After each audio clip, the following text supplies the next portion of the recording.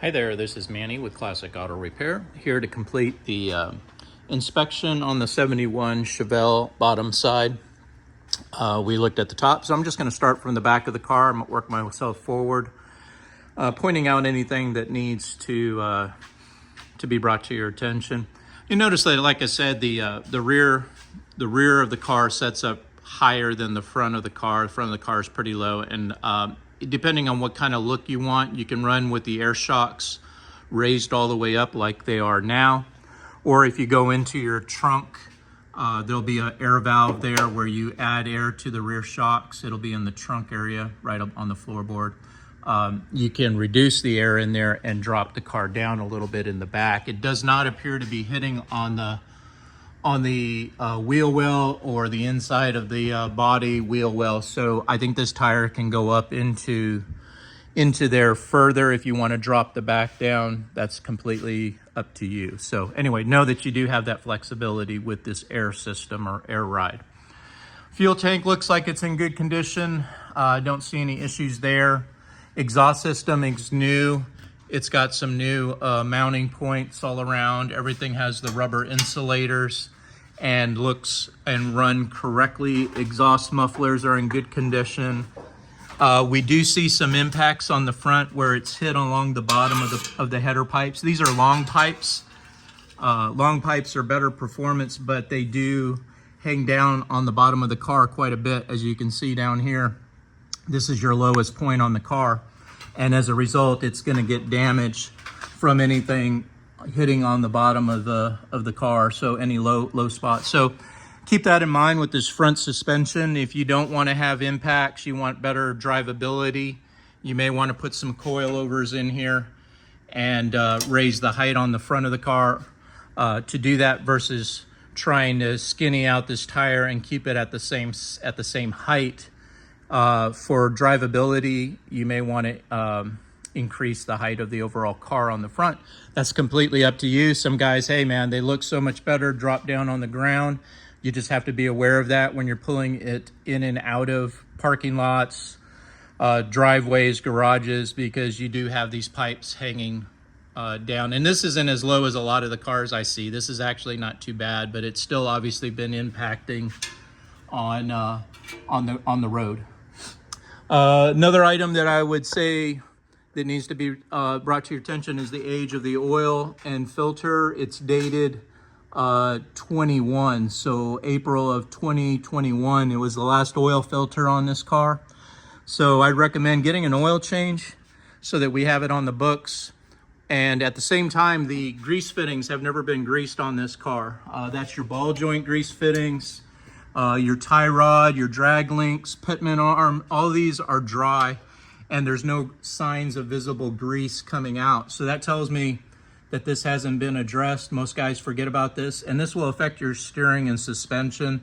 You want to get grease in here to keep these metal on metal joints well lubricated so they don't wear, they don't rattle and cause performance degradation in the suspension response, or the steering response, excuse me.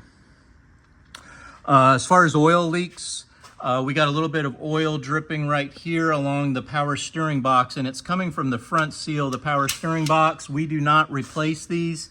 They are known to fail on GM cars, and especially ones that have been setting a while and not driven. Best thing you can do is drive the car, see if that seal will reset based on getting it lubricated and wet again. When they dry out from setting, the seals just dry, crack, and sometimes they don't reseal. Most of the time they don't reseal. But to replace this and then have it fail again in just a few months or a year because the car's not driven every day, it's not really a place that I want to see you putting money, because it's just kind of a money pit when it comes to fixing these kinds of oil leaks. Don't see any other signs. Maybe this hose, but I will check the clamp on this one, but I do see that most of it is coming from this front seal shaft right here. And this again is a real common failure. The motor seems to be sealed pretty good. I don't see any significant leaks on it. Usually you have one right here at the rear main crankshaft seal from setting, but this one looks like it's dry right now. I do see a little bit of transmission gearbox fluid here and here, and that's possibly it's probably this plate gasket here, something that we don't service at our shop. The transmission internals we do not perform here, but I don't see it being excessively leaking a lot. And again, could be from settings. So drive the car, puts about 1,000 miles on it, get it up on the highway, keep those gaskets lubricated by driving it at least every 14 days, if not less. Every 7 to 10 days, drive it around the block, put it back in the garage, but it gives it a chance to lubricate all the seals and gaskets, get the fuel run through it, through the system. It's just a really good, it keeps the tires from getting flat on one out of round. I replace a lot of tires, brand new tires that only have 100 or 200 miles on them. But because the car's tire is 10 years old and they park it all the time, the tires get out of round. Matter of fact, it was this Corvette right here that got 4 brand new tires just in the last 3 months because the car sat in the garage so much that it had a severe vibration, and we found that the tires were flat on one side. Brake system looks like it's in pretty good shape. Not, obviously it's not, show car quality on the bottom of the car. This is a driver, which is great because you're not putting all that money in the purchase of the bottom of the vehicle and then have to drive it on the road and lose all of that investment. In this case, they put the money where you can see it under the hood, the interior, the exterior, the top side, and they didn't put it on the bottom of the car. And I like them this way because, first of all, they're more affordable to purchase. And second, you don't have to worry about going through a puddle or having an oil leak and worrying about getting oil on the bottom of your car. It doesn't matter. You can enjoy the vehicle. You can cruise around, drive it like normal. Just do a normal car wash and wax on the exterior and you're back in good shape again. So I don't have a problem with that. As a matter of fact, when I inspected the floor pans and rockers, this is a very clean car. It must be a West South State car because there's no signs of rust on it. Usually the floor pans and the back right here is all rusted out, and these are in really good shape.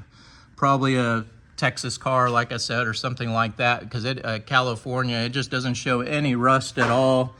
Good floor pans, everything looks original. All the plugs, no damage on the side rails, which is very common to get T-boned and have damage on either one of these sides. It's all in good shape, and as well as the front of the car, I don't see any impact signs or where they replaced the frame rails or did some kind of damage repair on the front for a collision. So the car looks really in good structural shape. I don't see any rust or impact collision type damage on the car.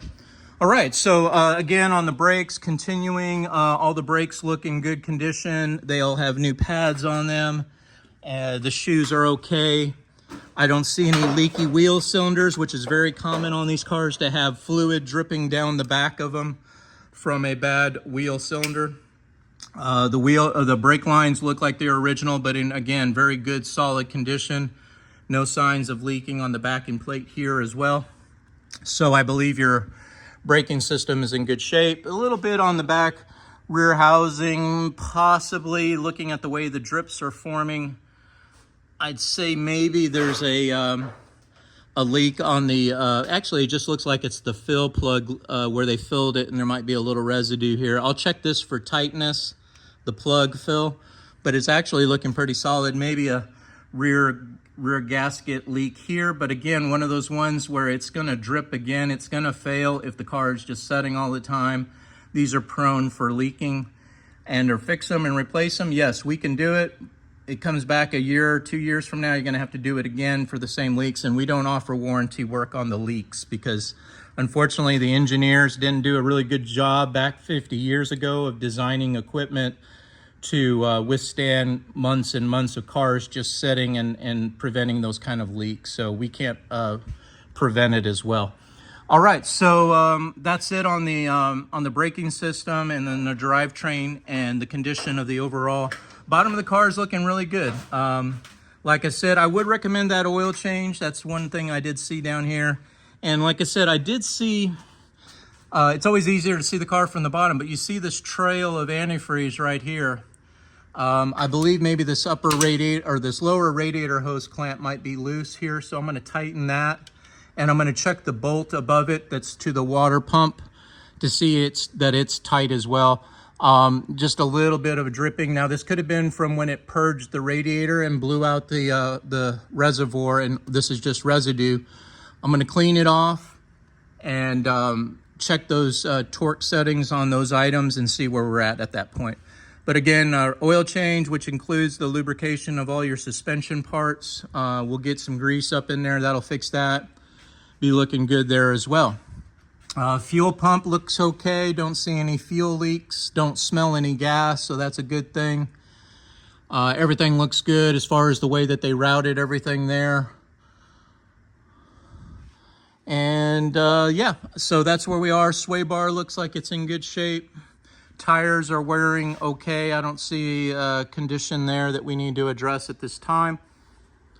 Front of the car is in really good shape as well. So like I said, I think drivetrain wise, mechanically, you're looking pretty good on the bottom of the car with just a few things that we need to address. Overall, I give it an A+ rating. Like I said, I think this is a real good car. Just needs a few items to get her going. And then I would recommend driving it over the next several months, short trips, 5-10 miles at the max. Check your fluids every time you go out, your brake fluid, antifreeze level, oil. Make sure everything is topped off before you go out and cruise. Until you start to know the vehicle, you know how it consumes the fluids, and you get more comfortable with the car, then you can extend the trips, get it on the highway, maybe 35W, where there's not as much traffic. Get it up to 75, 80 miles an hour for a few minutes. 5-10 minutes of driving on the highway will really clean out your engine and keep it from fouling out the spark plugs as much. It burns off any residue from city driving. And this is, again, is a high performance motor, so you got to treat it differently than a stock 350. It's aggressively built as far as the parts. It's got high compression, low vacuum. These kind of cars, unfortunately, you got to do a lot of tweaking. You know, it's something that it's a racer engine, so you kind of have to do or have someone maintain it, tune it every 12 months, I would say, on an annual basis. Get the spark plugs replaced, have it looked at, and tune the carburetor as you drive it. It will keep it in good running condition as best as we can go. And while we're down here, let's eyeball that starter. That's an original starter there, meaning that's the original design of the starter. They make high compression starters. My issue would be this right here. The solenoid is exposed to the headers, and this creates a lot of heat, and it makes the solenoids fail. So I would recommend getting, if the starter needs to be replaced, and I would say based on the condition, it probably needs a new starter here. We'll put a new starter in, and then we'll put a heat shield blanket around the starter and solenoid to protect it from the header. At the same time, I'm going to put a heat shield around this tube, which is your evaporator drain for the air conditioning. It's starting to melt right here where it's against the header, and that will squeeze off that tube, and the water will collect inside of the car and eventually drain on the floorboard and carpeting. So that will be added to the suggested repair list as well. But let's address that heat condition here. And just looking at a visual on the starter, it's not a high compression starter, which on a 383 has high compression. So when the engine is hot and you go to the gas station, you turn it off, you jump back in it 5 minutes later, the compression is going to be higher than it ever is going to be. And when the starter is a stock 350 low compression starter, it doesn't have enough torque to crank over that compression and turn the flywheel. If you're going to go through replacing this starter, I would not go with a stock 350 starter, which is what most people would put on there. I put a torque starter, a high torque starter, and I put these in all the time on these 383s. There's one right there. It's a gear reduction starter, and what that does is it uses gearing to make it engage at a much stronger torque, so that on those heat conditions, when the motor's has high compression, when it's hot, the starter's going to do a better job of cranking over the motor, giving you more reliability and good starts for a longer period of time.